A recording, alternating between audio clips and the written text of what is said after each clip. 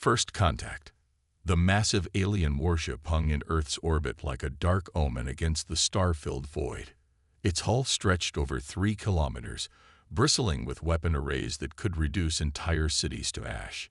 Inside the command center of the Human Defense Station, Admiral Blake watched the readings with grim determination. "Sir, they're powering up their main cannons," reported Lieutenant Torres from her station. The young officer's voice remained steady despite the fear that gripped everyone present. The alien transmission crackled through the speakers, filled with arrogance and disdain. "Primitive humans of the third planet, I am Commander Vex of the Galactic Empire. Your species has been deemed unworthy of existence. Surrender now, and we will grant you a swift death." Blake stepped forward, his weathered face showing no emotion. Behind him stood Captain Reed, Major Collins, and a dozen other officers who had sworn to protect humanity. They had trained for this moment, though none had truly believed it would come. "This is Admiral Blake of the Earth Defense Force," he replied calmly. "We do not surrender. We do not bow. If you want our world, you'll have to take it." A harsh laugh echoed from the speakers. "Foolish creatures. You possess primitive weapons while we command the power of 1,000 worlds. Your resistance is meaningless." The first barrage came without warning. Energy beams lanced down from the alien ship, striking military installations across the globe. The humans had prepared for this moment, scattering their forces and hardening their defenses. But the aliens' technology was far superior. Cities burned as the assault continued. Millions died in the first hour. The alien commander watched the destruction with satisfaction, expecting the humans to break and beg for mercy as so many species had before them. But something different happened. Instead of surrendering, human forces regrouped. Emergency protocols activated worldwide. Hidden bases came online. Weapons that had been theoretical became reality. The humans had spent decades preparing for a war they hoped would never come. From his command ship, Commander Vex observed the human response with growing confusion. Most species collapsed within hours of such an assault. They would send desperate messages pleading for mercy, offering to serve as slaves in exchange for their lives. The humans sent no such messages. Instead, they launched their own attacks. Missiles rose from hidden silos, targeting the alien ship with surprising accuracy. The weapons were primitive by galactic standards, but they came in overwhelming numbers. The alien shields held, but Commander Vex found himself impressed despite his contempt for the species. "Sir, the humans are not requesting terms," reported his tactical officer, a being called Nyx whose scaled skin reflected the bridge lights. "They will," Vex replied confidently. "When enough of them die, they will beg like all the others." But as the hours passed, no pleas came. The humans fought with a ferocity that puzzled the alien commander. They attacked his ship continuously, even as their own forces took massive casualties. Their resistance seemed to grow stronger with each loss, not weaker. By the end of the first day, Vex began to realize he was facing something unprecedented. These humans possessed a quality he had never encountered in his centuries of conquest. They appeared to view death as preferable to surrender. The thought both disturbed and intrigued him. What kind of species chose extinction over submission? The human response. Commander Vex stood before the tactical display, his 4 eyes studying the battle reports with growing unease. 3 days had passed since the assault began, and the human resistance showed no signs of breaking. If anything, it had intensified. "Report," he commanded his bridge crew. Officer Nyx approached with visible hesitation. "Sir, we have destroyed 60% of their major cities and eliminated approximately 200 million humans. Their military losses exceed 70%. Vex nodded, expecting to hear of surrender negotiations. And their response. "They have escalated their attacks, Commander. New weapons platforms have emerged from underground facilities. Their casualties appear to strengthen their resolve rather than weaken it." This made no sense to Vex. In his 3 centuries of conquest, he had subjugated over 40 species across the galaxy. Each followed the same pattern: initial resistance, massive casualties, desperate pleas for mercy, and finally submission. The humans defied this natural order. On Earth's surface, the survivors had indeed grown more determined. In the ruins of New York, Colonel James led a group of soldiers through the smoking debris. They had lost contact with Central Command hours ago, but they continued fighting. "Sir, we have visual on an alien landing craft," whispered Sergeant Kim through her radio. James raised his weapon, a modified plasma rifle reverse-engineered from captured alien technology. His team had been reduced from 50 soldiers to 12, but their mission remained unchanged: kill every alien they encountered. "Remember, no prisoners," James said quietly. "They started this war. We finish it." The human attacks had grown increasingly brutal as the conflict progressed. Where other species became desperate and careless, humans became methodical and ruthless. They studied every piece of alien technology they could capture, adapting it with frightening speed. Back in orbit, Vex received another disturbing report. "Commander, the humans have begun targeting our supply ships. They appear to have developed new long-range weapons based on our own technology." This was impossible. No species had ever reverse-engineered Galactic Empire technology so quickly. Most conquered races couldn't even understand the basic principles involved. "How many supply ships have we lost?" 17, sir. The humans are using coordinated attacks from multiple locations. They seem to have unlimited ammunition. Vex's confidence began to crack. He had brought enough firepower to destroy a dozen worlds, but the humans were making him pay for every victory. His own forces were taking casualties at an unprecedented rate. The breaking point came when the humans launched their most audacious attack yet. Using captured alien fighters, a squadron of human pilots penetrated the command ship's defenses. They couldn't destroy the massive vessel, but they sent a clear message: nowhere was safe. "Sir," Nick said with obvious fear, "perhaps we should consider opening negotiations with the humans." The suggestion was shocking. The Galactic Empire did not negotiate with inferior species. But as Vex looked at his casualty reports, he began to wonder if these humans were truly inferior. Dr. Lisa Park worked frantically in an underground laboratory, surrounded by pieces of alien technology. She had been a theoretical physicist before the invasion. Now she was humanity's best hope for developing weapons that could actually hurt the aliens. "The power source is unlike anything we've seen," she told General Thompson during their latest briefing.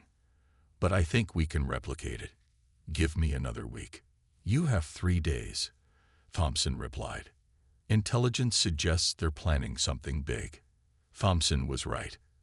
Commander Vex had decided to end the war with overwhelming force. He would unleash weapons that would kill every living thing on Earth's surface. The humans would surrender or die completely. But as he prepared for this final assault, Vex found himself hesitating. These humans had shown him something he had never encountered: a species that preferred death to slavery. Part of him respected this, even as he prepared to destroy them. The humans, meanwhile, had no intention of going quietly. Their final preparations were nearly complete. They had learned enough about alien technology to mount one last, desperate attack. The real war was about to begin.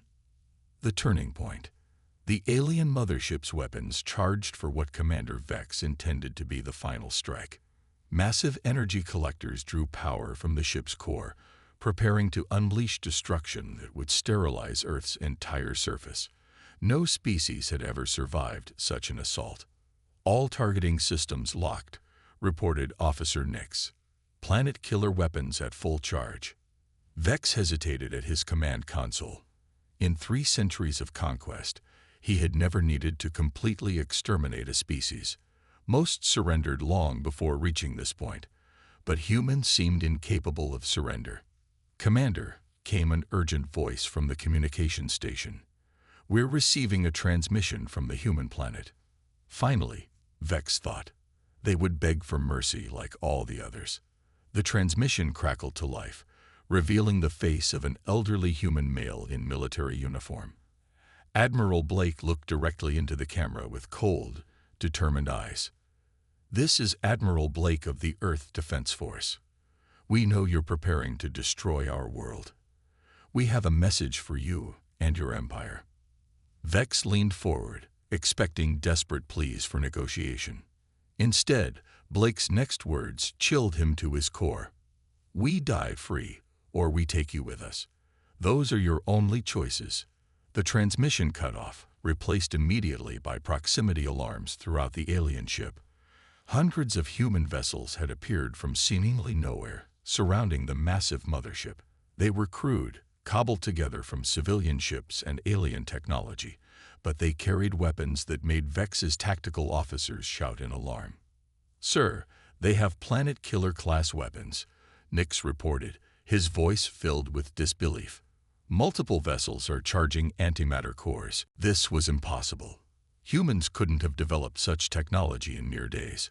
But as Vex watched his sensors, he realized the truth. The humans hadn't just reverse-engineered alien weapons, they had improved them. Dr. Park's voice echoed through the command centers of a dozen human ships. "All vessels, this is Control. Weapons are charged and ready. Remember, we fire together or we die together." Captain Miller commanded the largest human vessel, a converted mining ship called the Defiance.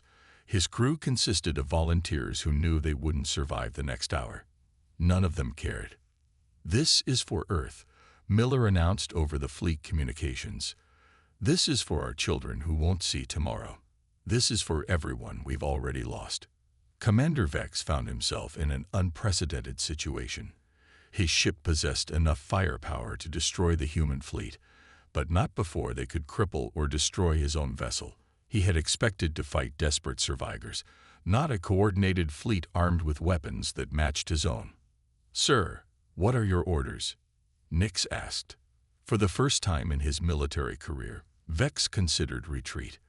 But the Galactic Empire had never retreated from a primitive species. His reputation, his career, everything he had built would be destroyed. "All weapons, prepare tow."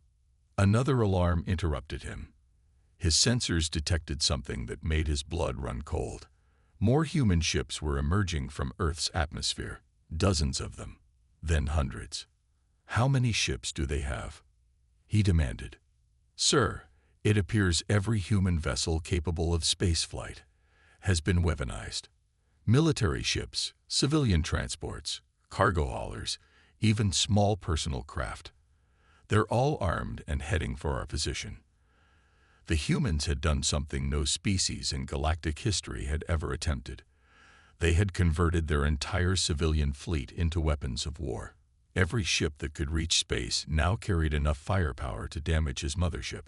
Vex realized he was facing not just a military force, but an entire species willing to die for their freedom. The concept was both terrifying and incomprehensible. From the Defiance, Captain Miller opened communications to the alien ship. "Commander Vex, I believe that's your name. You came here expecting us to beg for mercy. You were right about one thing. Mercy will be requested today." Vex felt a moment of relief. Finally, they would surrender. "But it won't be us doing the asking," Miller continued. "Look around you, alien. You're surrounded by 1,000 ships crewed by people who have already lost everything. We have nothing left to lose and everything to gain by taking you with us when we die." The human fleet began to close in, weapons charging. Vex's tactical display showed him something that would haunt him forever. Every single human vessel was prepared to ram his ship if necessary. They had turned themselves into guided missiles. "Sir," Nix whispered, "perhaps we should consider their terms." Terms? The humans hadn't offered any terms. They had simply promised mutual destruction, the Empire's fear. Commander Vex stared at his tactical display in growing horror. The human fleet had formed a perfect sphere around his mothership, each vessel aimed directly at his hull. Their weapons were charged, their crews ready to die. But what terrified him most was the communication he had just received from his home fleet. "This is Fleet Admiral Kron." The transmission began. Commander Vex, you are ordered to withdraw immediately. The humans have somehow acquired our deep space communication codes. Vex's blood turned to ice. Explain. They have been broadcasting across 17 star systems, Commander. They are telling every conquered species about your losses, about how they have fought you to a standstill. Rebellions are beginning on 6 worlds. The Rim colonies have declared independence. Our empire is fracturing. The scope of the disaster became clear. The humans hadn't just fought back. They had become a symbol. For the first time in galactic history, a species had shown that the mighty galactic empire could be challenged. On Earth, Admiral Blake coordinated the final phase of humanity's desperate gambit. Deep in an underground bunker, he spoke with leaders of conquered alien species across the galaxy. This is Admiral Blake of Earth. We know you're listening. We know you've been slaves for generations, but look at what we've accomplished in just 7 days. The transmission reached the mining colonies of Kepler 442, where dog-like aliens called the Canary had served the Empire for 50 years. Their leader, Elder Roth, listened with growing amazement. We are just one world. Blake continued. We had no advanced technology, no star fleet, no weapons that could match theirs. But we had something they didn't expect. We refused to surrender. And now their great fleet commander is trapped, surrounded, and afraid. On 17 worlds, conquered species began to whisper. If the primitive humans could fight the Empire to a standstill, what could they accomplish together? Commander Vex received another urgent transmission from his superiors. Vex, you must end this immediately. 3 more systems have declared rebellion. They are using the humans as proof that the Empire can be defeated. But ending it was no longer simple. The human fleet showed no signs of backing down. They had created a perfect trap, and Vex was caught in the center. Captain Miller's voice crackled across all frequencies. Commander Vex, let me make something clear. We know about your Empire's other problems. We know species across the galaxy are watching this battle. They're waiting to see if you can defeat us. Vex realized the humans had somehow turned this from a simple conquest into a galactic test of strength. His victory or defeat would determine the fate of the entire Empire. But here's what you don't understand about humans, Miller continued. We have a saying, give me liberty or give me death. We mean it literally. Every person on these ships has already accepted death. We're not fighting to live. We're fighting to ensure our deaths have meaning. Dr. Park's modifications had done more than create weapons. She had enabled the human fleet to intercept and decrypt Empire communications. They knew about the spreading rebellions, the political chaos, the fear growing in the hearts of their enemies. Sir, Officer Nix reported to Vex, the humans are requesting communication. Admiral Blake's weathered face appeared on the main screen. Commander Vex, I'm going to offer you something no human has offered since this war began. I'm going to give you a choice. Vex found himself leaning forward despite his fear. You can try to destroy us, Blake said calmly. Maybe you'll succeed, but you'll lose most of your fleet in the process. Your empire will continue to crumble. More species will rebel. Your name will be remembered as the commander who broke the Empire's reputation of invincibility. The alternative hung in the air like a poisonous cloud. Or you can leave. Right now. Take your ships and go. We'll let you retreat with your lives and most of your fleet intact. The offer was impossible. The Galactic Empire did not retreat from primitive species. But as Vex looked at his tactical display, he saw the truth. The humans had maneuvered him into a position where victory would cost everything. If we leave, Vex said slowly, you will claim victory. Other species will see this as proof that the Empire can be defeated. Blake nodded. That's exactly what will happen. The choice is yours, Commander. Die here as a failed conqueror, or live as the alien who was outsmarted by humans. For a commander who had never known defeat, both options felt like death. Around the galaxy, conquered species held their breath. The fate of the Empire hung on one alien's decision, And for the first time in galactic history, that decision was being forced by humans who simply refused to surrender. The price of pride. Commander Vex stood frozen at his command console, caught between impossible choices. Around him, his bridge crew waited for orders that would determine not just their fate, but the future of the Galactic Empire itself. The silence stretched for long minutes. Then, slowly, Vex activated his communications array. "Admiral Blake," he said, his voice carrying the weight of 3 centuries of conquest. "You offer me choices, but you misunderstand the nature of empire. We do not retreat. We do not negotiate. We conquer or we die." Blake's expression didn't change. "Then you've made your choice.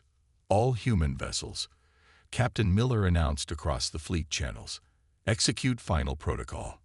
For Earth. For freedom. For everyone who dies free rather than live as slaves." The human fleet began its final approach. 1,000 ships, each one aimed at the alien mothership like a guided missile. Their crews had already said their goodbyes, recorded their final messages, made peace with death. But as the distance closed, something unexpected happened. Officer Nix stepped away from his station. "Commander, I cannot follow this order." Vex turned in shock. "What did you say?" "Sir, my homeworld was conquered 40 years ago. My people were told the same thing these humans were told: surrender or die. We chose surrender. We chose slavery." Nix's voice grew stronger. "These humans choose death over chains. They have shown me what my people could have been." Other officers began to murmur. Across the bridge, aliens from a dozen conquered worlds began to question orders they had followed without thought for decades. The moment of truth arrived. The human ships were now close enough that their destruction would severely damage the mothership. Vex raised his hand to give the order to fire. His weapon officer, a being called Tor, whose species had been slaves for a century, refused to activate the guns. "Sir, I will not fire on beings who fight for their freedom." The mutiny spread like wildfire. Throughout the alien fleet, soldiers from conquered worlds began to refuse orders. They had spent generations watching their masters destroy other species' hope. The humans had shown them something they had forgotten: the possibility of resistance. Commander Vex found himself alone in his command. His own officers, beings whose worlds had been conquered by the Empire, were turning against him. The humans had done more than resist conquest. They had inspired rebellion within his own forces. "All vessels," Admiral Blake announced, "hold position. Do not fire unless fired upon." The human fleet stopped its advance, hovering just outside the alien ship's defensive range.